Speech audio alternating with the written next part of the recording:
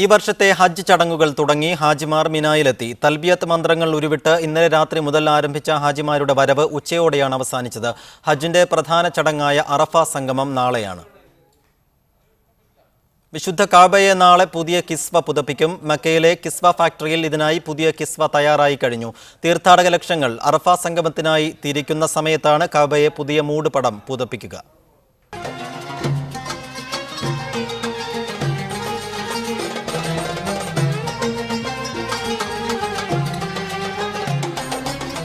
കാബയുടെ അകംഭാഗത്തെ ചുമരുകൾ മൂടുന്ന പച്ചപ്പട്ടും പുറംവശത്തെ ചുമരുകൾക്ക് ആവരണം തീർക്കുന്ന കറുത്ത പട്ടും കഴിഞ്ഞ ദിവസം തന്നെ കാബയുടെ താക്കോൽ സൂക്ഷിപ്പുകാർക്ക് കൈമാറിയിരുന്നു.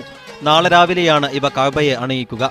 എല്ലാ വർഷവും അറഫാ ദിനത്തിലാണ് കിസ്വ മാറ്റം നടത്താറുള്ളത്. 47 قطعة عدد القطع الموجودة على الكعبة. ثوب الكعبة يغير كل سنة واحدة مرة اللي هو يوم عرفة. മക്ക ഉമ്മുൽ ജൂദിലുള്ള ഫാക്ടറിയിലാണ് പുതിയ കിസ്വ നിർമ്മിച്ചത്. സ്വർണം പൂശിയ നൂലുകൊണ്ടുള്ള ചിത്രപ്പണികളും ഖുർആൻ സൂക്തങ്ങളും കൊണ്ട് അലങ്കൃതമാണ് കിസ്വ.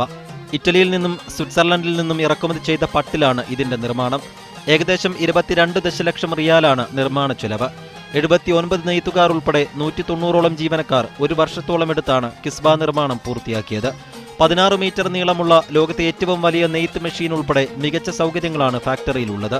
കിസ്വ ഫാക്ടറി മേധാവി ഡോക്ടർ മുഹമ്മദ് ബാജൌദയുടെ നേതൃത്വത്തിൽ 86ഓളം ജീവനക്കാർ ചേർന്നാണ് കാബയെ പുതിയ കിസ്വ അണിയിക്കുക. ഓരോ അറഫാ ദിനത്തിലുമാണ് കാബയെ പുതിയ കിസ്വ അണിയിക്കുക. ഈ വർഷത്തേക്കുള്ള കിസ്വയുടെ പണി ഇതിനകം തന്നെ പൂർത്തിയായിട്ടുണ്ട്. അടുത്ത വർഷത്തേക്കുള്ള കിസ്വയുടെ പണിയാണ് ഇപ്പോൾ ഇവിടെ നടക്കുന്നത്. മക്കയിലെ ഉമ്മുൽ ജൂദിലെ കിസ്വ ഫാക്ടറിയിൽ നിന്നും റബി മുഹമ്മദ്, മീഡിയ 1.